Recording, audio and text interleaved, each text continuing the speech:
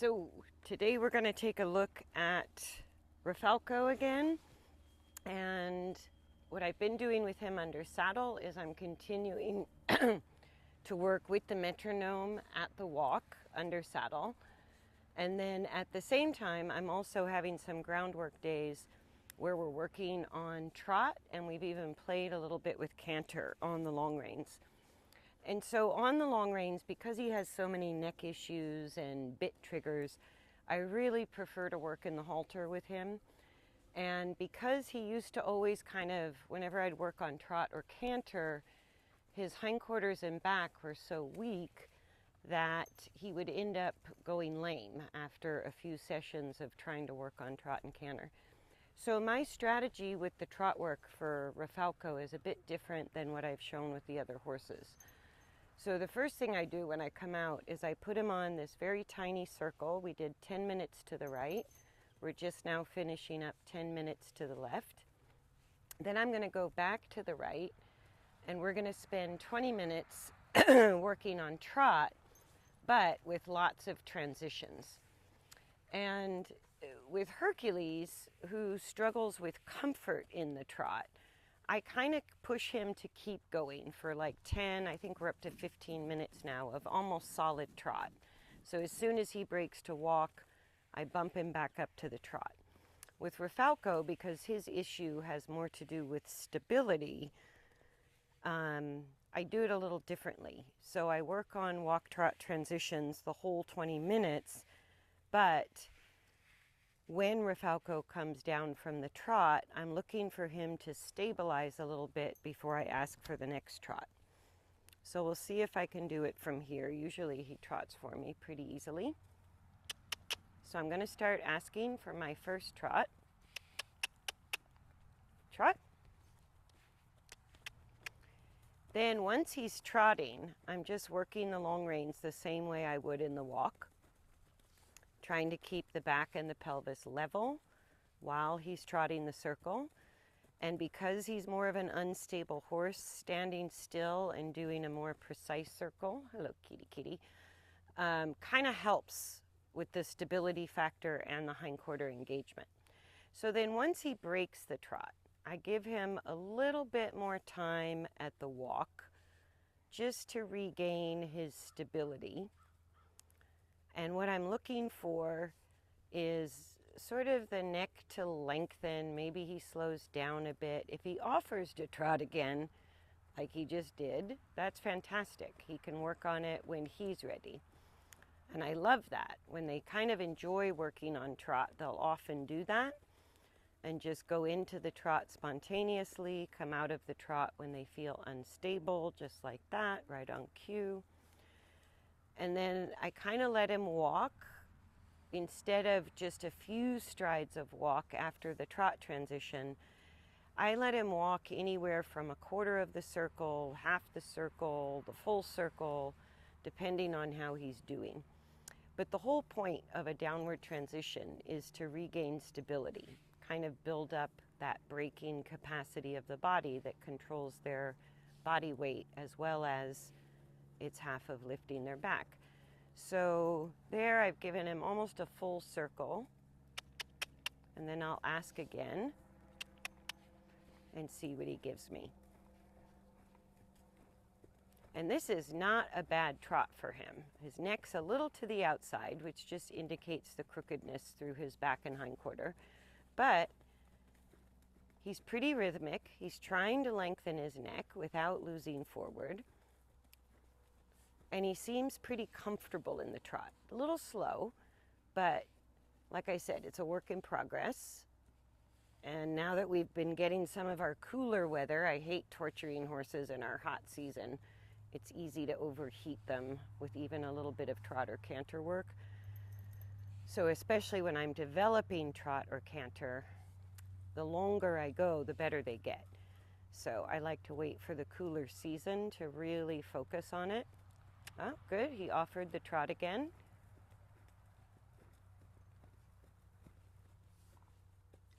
And offered the walk again. So if he's starting to feel when he's comfortable and stable versus getting unstable or falling forward, He may just choose trot, walk, but I kind of look for signs and feel through the long reins. If he's super heavy on the inside rein or the outside rein, then I know he's not stable at the walk. When the long reins get a little lighter, a little more equal, then I know he's stabilized his balance, like that. So then I can ask for my next trot. And so this is what we do for the whole 20 minutes. And I'm going to say we're 5 minutes into it. And I'm just going to show one direction today and what the process looks like when we're dealing with a horse that is a little weak through the back, weak through the hindquarters, tends to rush forward, has a hard time getting weight off the front end, all of that. Right? Stability is just as important as the pushing. And that's what the braking use of the body gives us. So when I feel him pull on the inside rein, or if I have to use a big heavy correction with the outside rein, then I know he's not quite stable enough yet to ask for the next trot. And the faster he stabilizes in the walk, the better and better the trot will get. If I don't wait for him to stabilize in between each trot, the trot tends to get faster, more on the forehand, and that's when he would start to show a bit of lameness after trot and canter work. If I warm him up on the tiny circles to get those hindquarter and back muscles really warmed up before we work on trot, that seems to help. And also if I give him as much time in the walk as he needs to kind of lighten up on the long reins and stabilize in the walk in between each trot, then I also don't have any lameness. And we've been working on trot pretty regularly since maybe mid-October. It's about mid-November. And he's just been as sound as can be, which is really exciting. It's not a super trot yet, but at least we can work on it. So he's still pretty heavy on the inside rein.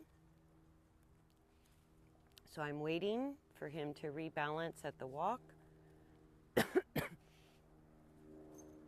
Could be we walk several laps before that happens. It doesn't matter.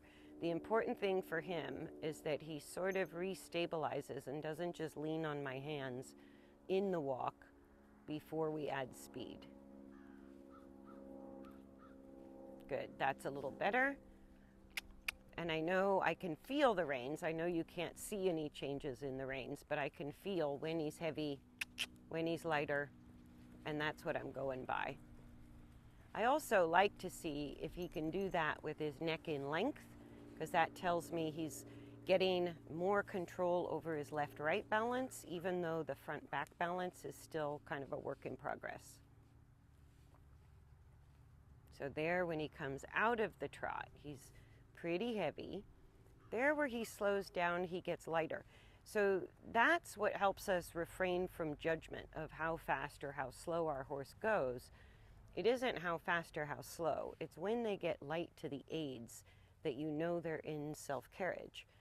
So if I push him for a competitive trot or a competitive speed, thinking I'm going to get balance as a result, all I'm going to do is perpetuate his whole problem of not being able to get off the forehand. So the downward transitions, the slower walks, even the slow trot with a long neck, all of that tells me he's using the back and hindquarters correctly. And from there, it's just a matter of building up, kind of integrating the coordination and building up the muscular strength. There he gets light, and you can see he almost wants to go into trot by himself. So over the course of these 20 minutes, we're just going to see if he improves. The two ways that would tell me he's improving his balance is one, that he stabilizes and lightens up on the long rein sooner after the trot during the walk, and that's going to give us more opportunity to visit the trot transition. Or I may see the trot gets more rhythmic, maybe a little more buoyant. That was pretty quick. He rebalanced a lot faster. Trot. Okay, I'm going to start to see signs of a better trot coming through.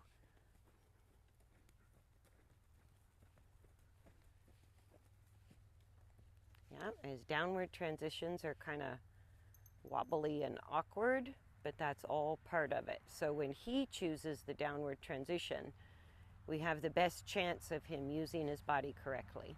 That's why I don't ask for the downward transitions, I just wait for them. Because the horse will organize himself a lot better than if I cut the motion with an aid for a downward transition. Then if he's heavy on my reins in the walk, I'm just going to wait.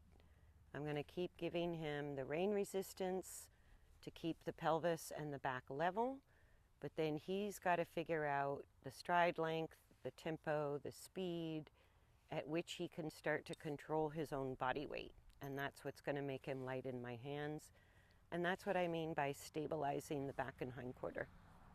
Right? So as long as he's a bit heavy, I know the weight's too much on the front legs. He hasn't stabilized the back and hindquarter yet. And almost every time he lightens up on my hand, he starts to offer the trot. So he's feeling it too. And then when he loses his balance at the trot, I love that he's choosing a downward transition instead of just going faster and harder on his front legs. So he's figuring it out.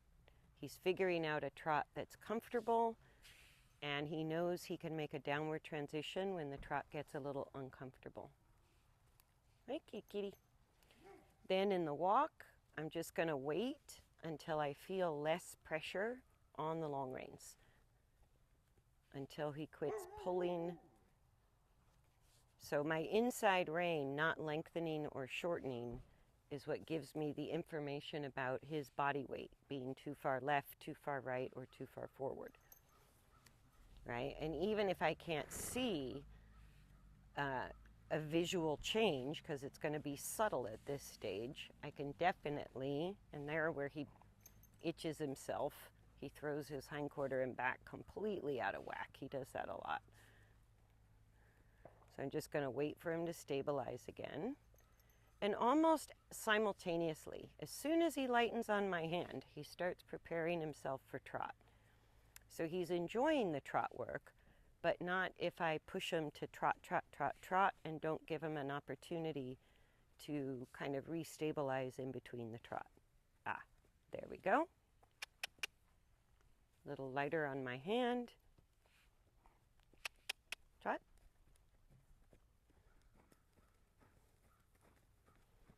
So it's not just the work in the trot that improves the trot. It's working on the coordination that improves the trot, which can also be done in the walk and in the canter, or like I showed with Lexi, working on downward transitions, or even the maneuver of a correct rein back or back up. I like to call it up and back instead of back up. Now, very heavy on my hands, which means his weight just sort of landslided forward when he lengthened his neck. That's fine. I'm just going to give him a minute. Now, even though his head is still low, every time he bites himself, he gets really heavy. So whenever he bends his neck, he really loses his hind legs. So I'm just going to wait. Whether the neck is long or short, a little to the inside, a little to the outside, doesn't matter. What matters is what I feel on the reins that tells me when he's in better control of his own body weight. If he's in control left or right, my reins feel closer to equal to each other. When he gets in control of his weight front to back, my inside rein is going to get even lighter.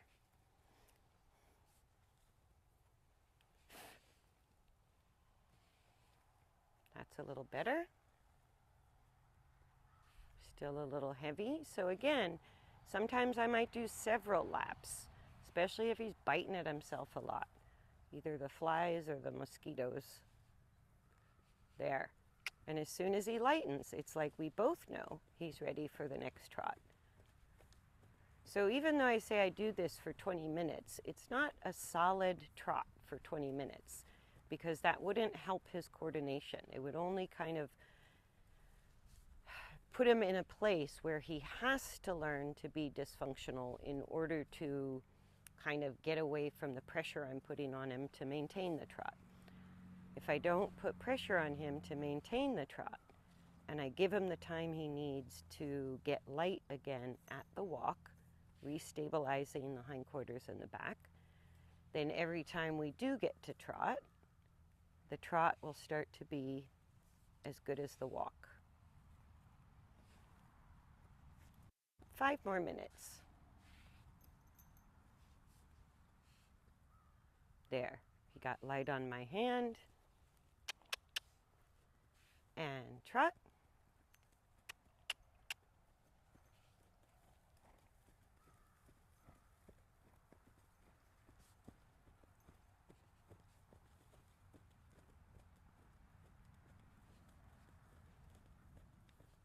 Yeah, so even though he's in long and low, I'm feeling when he's putting pressure on the inside rein, the outside rein, or both reins. So I'm still feeling the weight shifts even while he's experimenting with trot. And this is where we really finally get away from looking at the frickin' head and neck in order to know if the horse is in balance or out of balance. Like, there's so many things a horse can do with their neck that looking correct doesn't mean jack. And even if they look long and low, it doesn't necessarily mean that there's too much weight on the forehand. Sometimes the head can be low when they're learning to use the back and the hindquarter. Sometimes the neck can be a little short while they're stabilizing the back and hindquarter. Ultimately, the neck will be long and the poll will be sort of level to the withers and the croup. But that, if I put the neck there, it doesn't do anything, right? I can't put the neck there and get the back and hindquarter as a result. I have to feel where the weight's going, either as a rider or through the feel of the long reins, in order to know when he's got it, when he's lost it, when to give him more time, when to go ahead and ask for the next trot. There, that's better. And I love that he knows as soon as he's in balance, as soon as he's stable again at the walk, he knows he's ready to trot, which is awesome because he's really learning. I don't have to trot in an uncomfortable way. And if I'm not stable at the walk, I need to get stable, and then trotting is much easier. Right? So again, I'm feeling my way through the walk. And probably the first sign of real progress with this horse in his trot work would be that he can come out of the trot and maybe within a quarter of a circle, he could get stable enough to be light and be ready for the next trot. Right now you can see sometimes it happens in a half a circle, sometimes it's a full lap, sometimes it's more than a full lap. And I'm just going by what I feel to know when to give him time and when to go ahead and ask for trot. And what's interesting is that's also correlating with when he's choosing to trot, which I love, love, love, love. Okay, we got time for one more trot. There we go. He lightened up on the reins quite a bit, and he's thinking about trot even before I ask. He's organizing himself, speeding up a little, getting ready for the upward transition. Very good. Very good. And then it'll probably take this last minute on this direction. I'm just going to give him the time to stabilize. And then we're going to change direction, and we're going to do the same kind of 20 minutes the other way. So setting him up for success, I did those tiny little circles, which are the same size circles I do with Prima. And Rafalko's, 17 hands, and Prima's around 14 hands. And so the circle feels much smaller to me when I do it with Rafalko, but I use the black part of the long reins knowing that the circle is the same size for both.